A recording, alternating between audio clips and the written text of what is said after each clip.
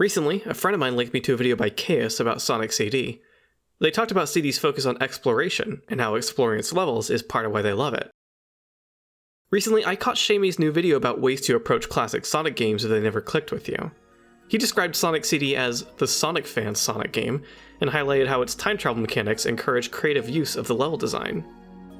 Recently, multiple people on the Let's Talk About Sonic Discord server spoke to their opinions on Sonic CD having just changed for the positive, including my friend Viv, who said she, quote, went into her run with a very specific mindset and engaging with CD on its own terms, and she really feels like she understands its love language now. Something is happening. And I'm loving every minute of it. Hi, I'm Crep, and I'm the biggest Sonic CD fan I know.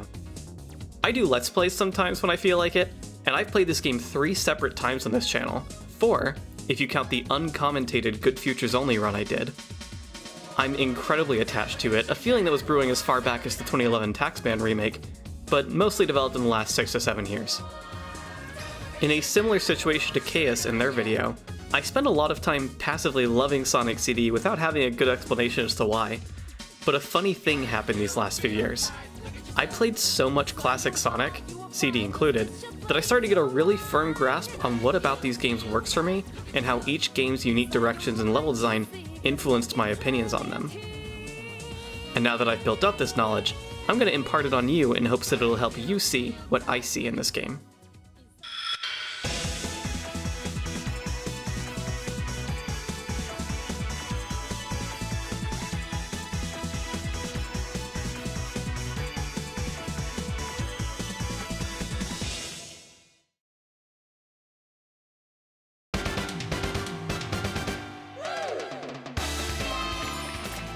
Quick thing, all the Sonic CD footage in this video comes from the Sonic CD Remakes PCD compilation by Rubber Ducky Cooley, which will be linked in the description.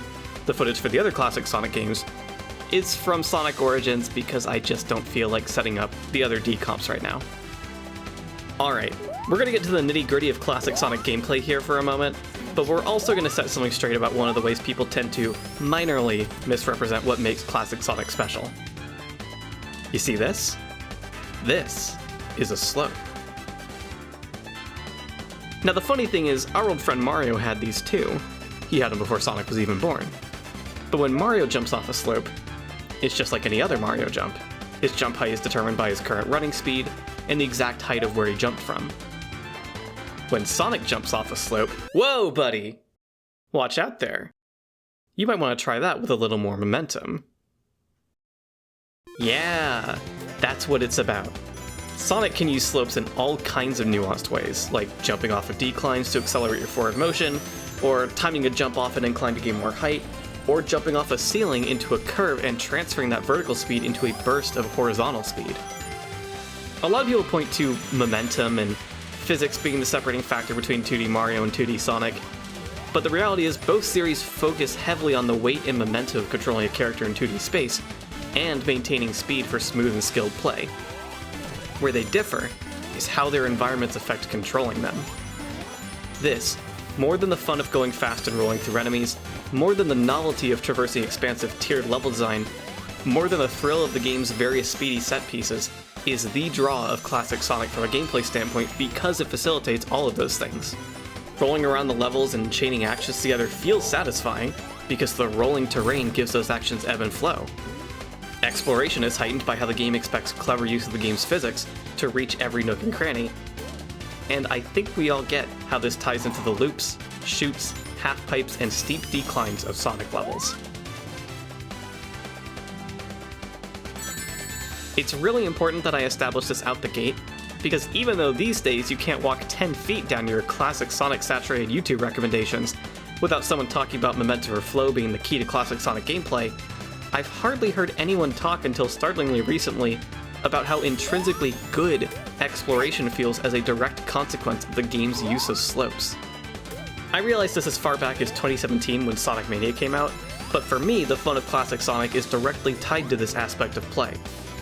I love these games because I can rev up a spin dash into a quarter pipe and turn that into an angled high jump just to see where it'll take me. Not to get closer to the end of the level, not to reach some goodies I saw, just for the sake of seeing more, different, or new parts of a Sonic zone and interacting with them from all different angles. Because that's what's fun to me.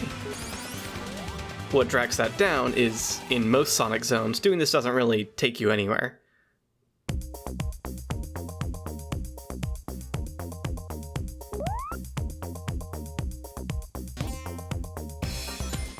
The goal of this video isn't to take digs at other Sonic games to prop Sonic CD up, so I won't dwell on this a ton, but suffice to say I don't have as much fun in games like Sonic 2 or Sonic & Knuckles because of this being the primary framework I enjoy classic Sonic levels through.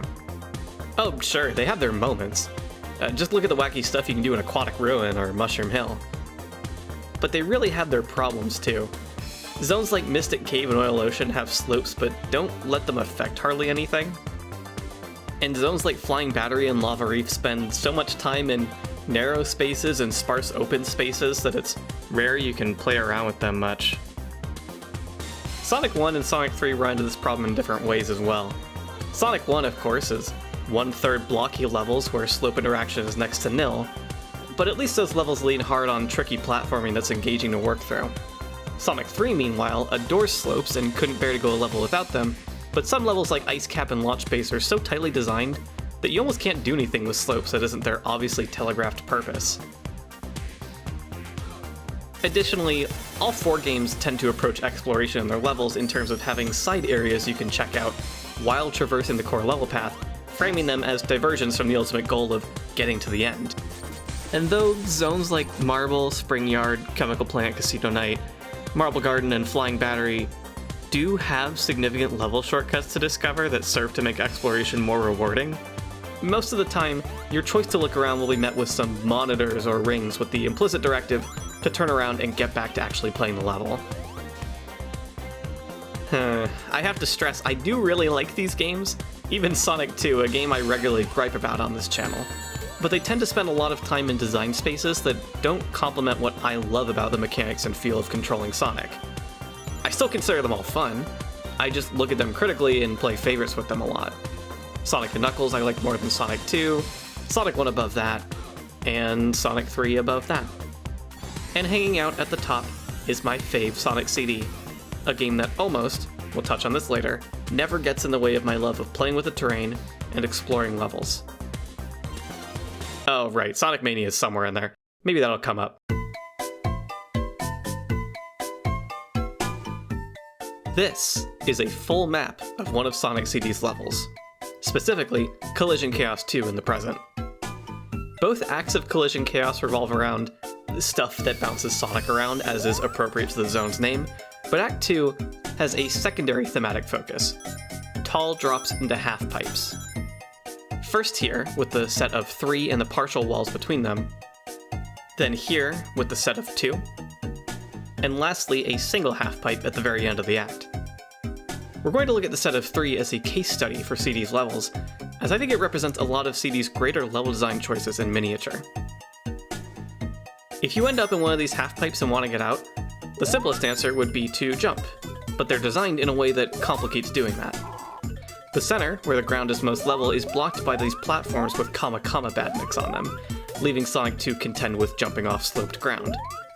For new players, this can be a tricky thing to deal with, even if it's not too hard to get out, just because it does a lot to make you feel not in control of Sonic.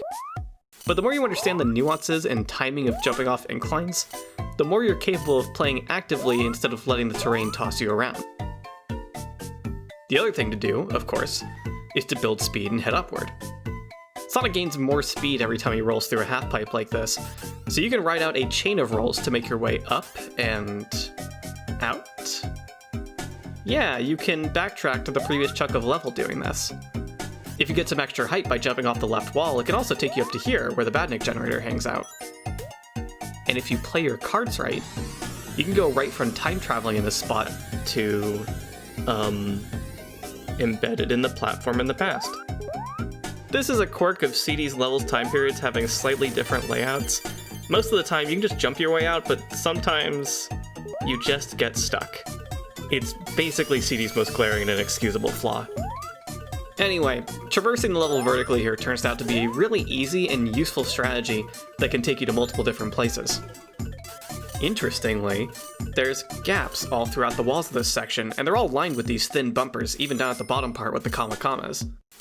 These gaps don't immediately serve any purpose, none of them lead anywhere you can't get to by taking another, more straightforward path, but they offer weird and fun ways to navigate this part of the level. For newer players, the use of these bumpers can make trying to get through here feel like the level is actively resisting your forward progress. This isn't really true, of course. They're just tightly designed obstacles that ask you to learn how to avoid them. But the precision needed to leave this area cleanly means that players who engage with Sonic levels more bullheadedly, pushing onward until it just works out, will feel more stifled by collision chaos than they would by levels like Chemical Plant or Hydro City. And I use those examples pointedly. Sonic 2 and 3 made the choice to follow up their linear, smooth-sailing opening levels with levels built out of high-speed thrills and occasional tense platforming. CD starts with the same sort of goes-down-easy level as the rest of the series, but then jumps from that to a level where your horizontal progress is always being turned into vertical progress and rarely vice versa. Compared to Chemical Plant and Hydro City, Collision Chaos feels like it's always putting on the brakes, stopping your momentum over and over, until it just ends.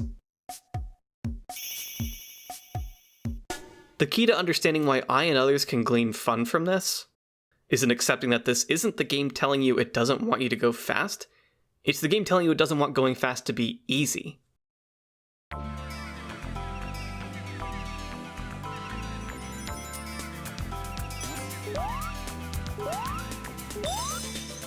Sonic CD is the classic Sonic game that most rewards skilled use of controlling Sonic, because it has the most in its levels to overcome through that skill.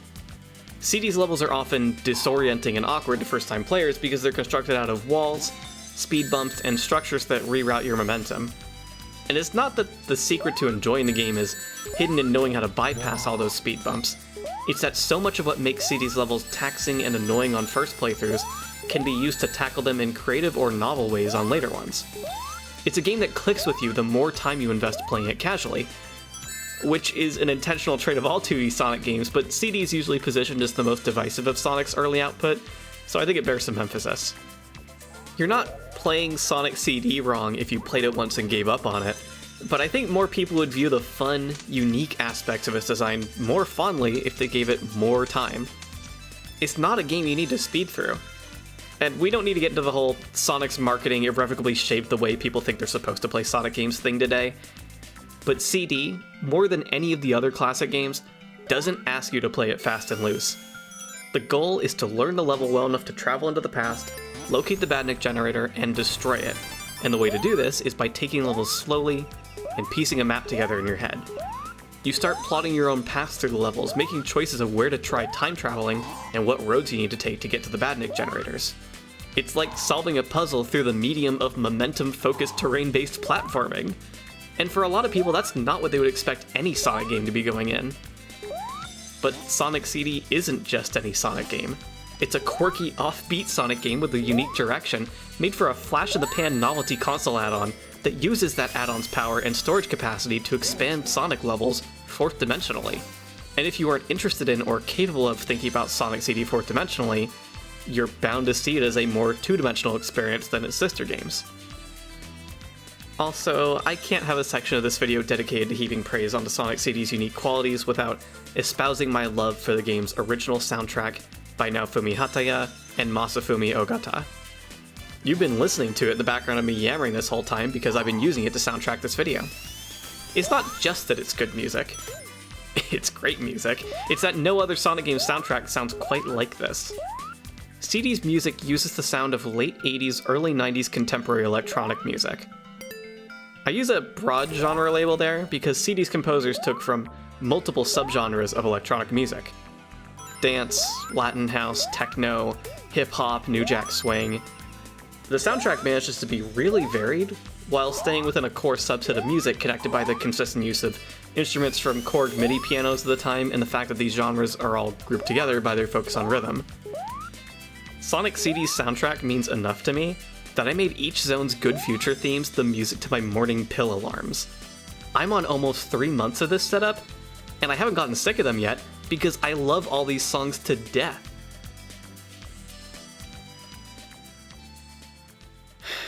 Alright, I got in my big declaration of love.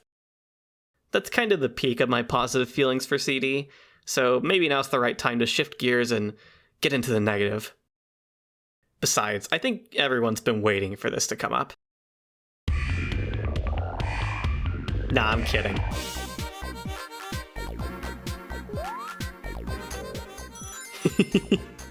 Had you going for a moment. I do have some criticism to level at Sonic CD, just not the kind of let's spend a significant chunk of the video complaining about the zone everyone complains about kind of criticism. People rag on Wacky Workbench a lot, and I will get into some of that later, but I want to highlight one major thing it has going for it. There's no point at which the level turns and says to the player, sorry, you can't go back this way. In a game that's entirely about exploring an open environment, forcing the player into a closed environment with fewer options is the single worst thing a level designer could do. And Wacky Workbench doesn't fall prey to this. Well, outside of this gate at the very beginning of Act 1 in the past and both futures, that's not really anything though. It's gating off like 10 seconds of level. Same for the faux 3D loop at the start of Palmtree Panic 1, which doesn't even exist in the zone's other time periods. It's clearly meant to function as an attention-grabbing start to the game and nothing else. No, that's not where Sonic CD falters on this front. Let's talk about Tidal Tempest for a moment.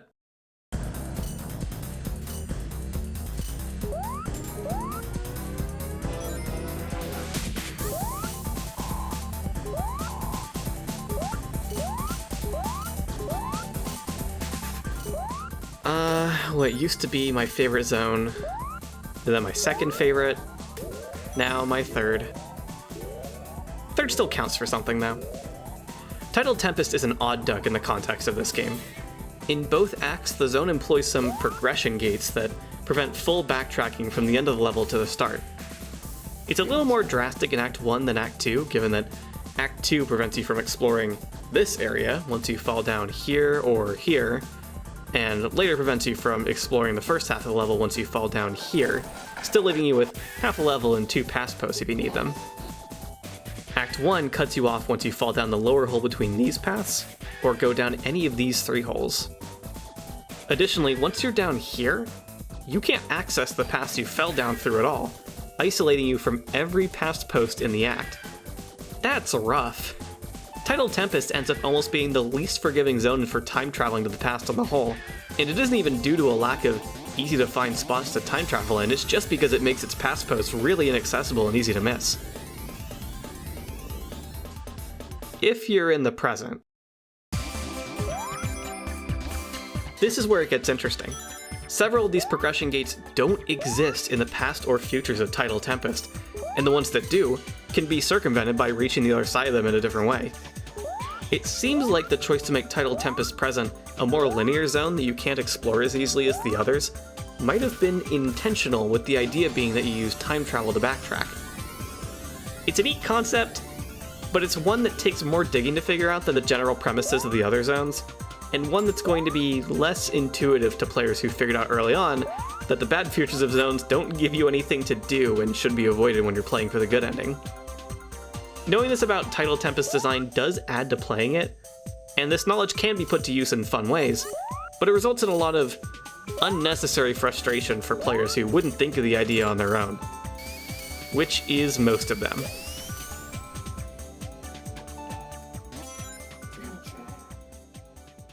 Alright, I said Wacky Workbench would come up later, and it's later now.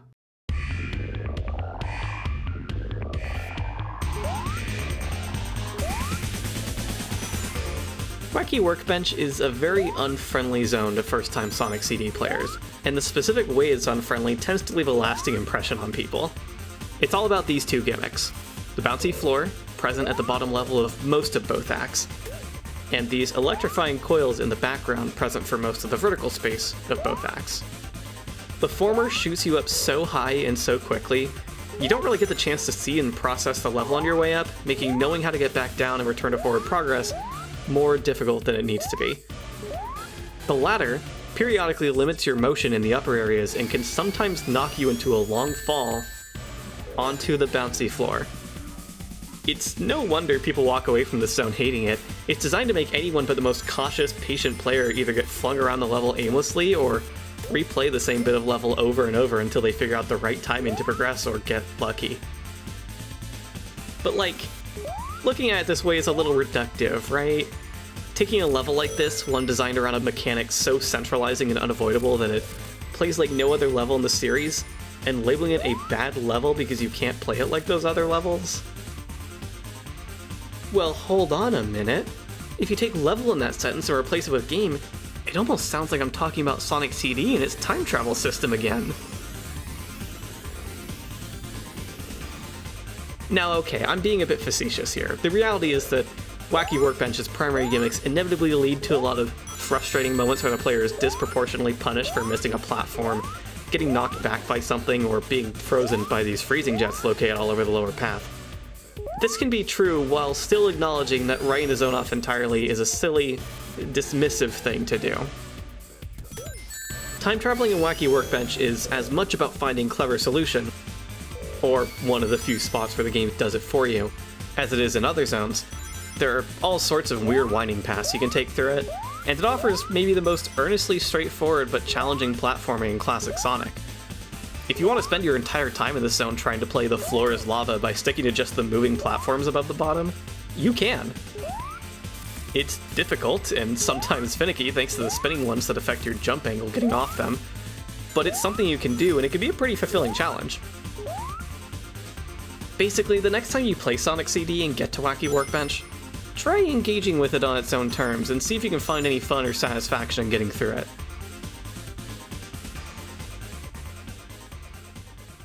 That basically ends my piece on Sonic CD, but I want to pivot to something tangential for a moment. If you'll indulge me, let's spend some time on 2017 Sonic Mania.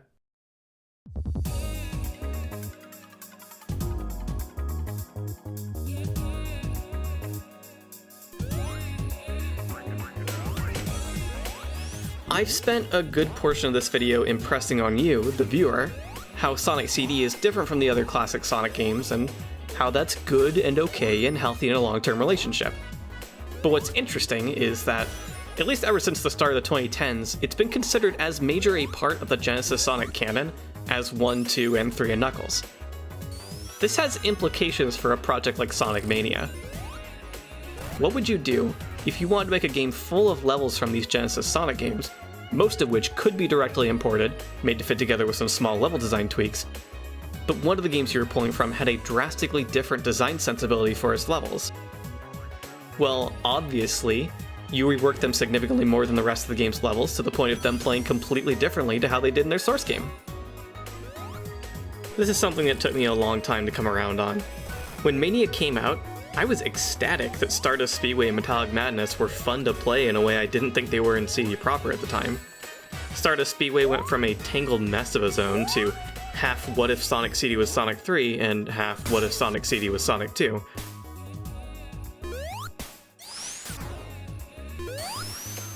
And Metallic Madness had all of its awkward parts smoothed over while keeping all the major gimmicks, the way those gimmicks were used, and the zone's overall obstructive personality. Both zones even retained the defining Sonic CD level design trait of being able to go up and down between the different vertical tiers at several frequent points, though they've still been reworked to follow the Sonic 2 standard, air quotes, of putting more or more arduous platforming tasks on the lower path. They're a little different, a little familiar, and obviously the fact that they're divorced from the time travel mechanic and the goal of finding the Badnik generators inevitably means they're going to feel different no matter what's carried over from the original levels. But there's a little more to it than just that. In Sonic Mania, every returning zone, and I do mean every, either lifts entire level layouts from their source iterations with minimal changes, or litters perfectly recreated set pieces in between new level design, or both.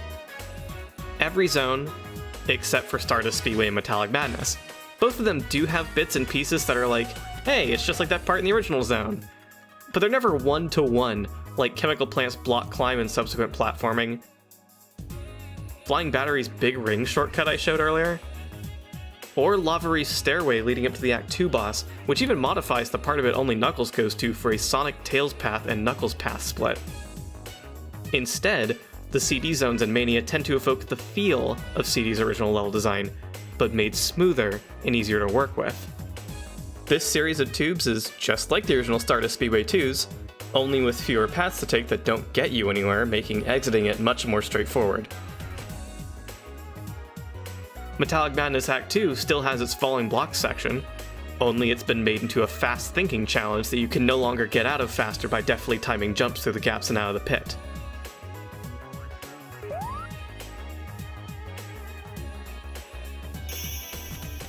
Both zones are also significantly faster.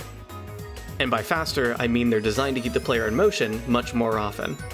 Mania on the whole pulls a lot of its core gameplay flow ideas from Sonic 2 and Sonic 3, with 3's biggest contribution being the use of curves, objects, and many other level features to redirect a fast-moving Sonic into another thing, maybe another thing after that, keeping the Hedgehog in motion in ways that look exciting to the player.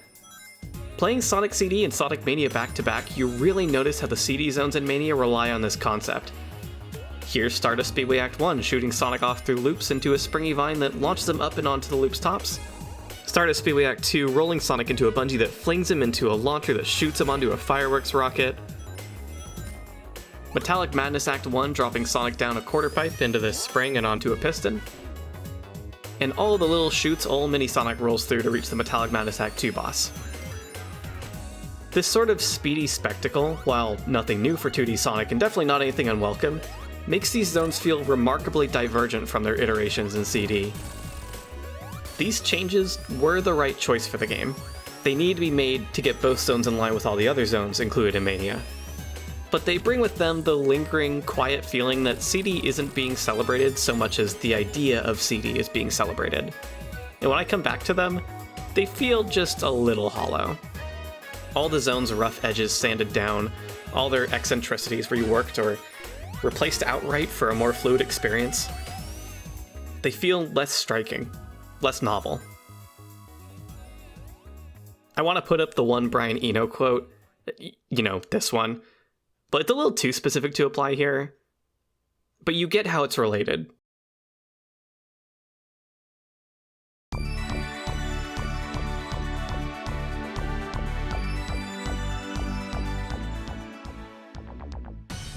As a closer to this video, enjoy some GIFs I've recorded of scenery in Sonic CD that I've been posting to my Sonic CD blog on Co-Host. If you want to check that page out, the link is in the description. I didn't get around to talking about CD's visuals in this video, and I don't really know if I have the words to describe why I like them so much, but maybe sharing the blog's content in the background like this will communicate some of it. Actually, I do have one observation to share. I tend to really like the past variations of zones in this game because of how the more industrial or enclosed zones end up feeling more open and natural thanks to still being works in progress or pre-industrial development. And while I love the good future music in this game, some of the good future visuals don't do it for me because they keep the zones closed up or, in the case of Tidal Tempest, omit its open area closed area background change and close off what was already a pretty natural and open feeling place in the present. Just something I find interesting. If I could change exactly one thing about Sonic CD, it'd be Tidal Tempest Good Futures background. Whoops, turns out I'm a girl who likes her mountains in the distance. I hope this video impacted you as you watched it. Or listened, as the case is for some. A lot of the sentiments I shared here are just restatements of or elaborations on things I said about Sonic CD on Twitter, Discord, Co-Host, and other places we don't have to talk about. And the video as a whole came about from me realizing I had some strong thesis statements about the game that effectively lived in Twitter threads. That's no place for an upright young thesis to spend its life. I felt like these thoughts deserved to be rewritten, voiced, and given polish and weight through video editing, because I care a lot about Sonic CD, and I want to express that in a way that makes others care too. It's a cool game that, as far as I know, has no analog. The only way to get the Sonic CD experience is to play Sonic CD. Thank you for watching, and remember, teleportation, yeah, sabadoo-bop-bop.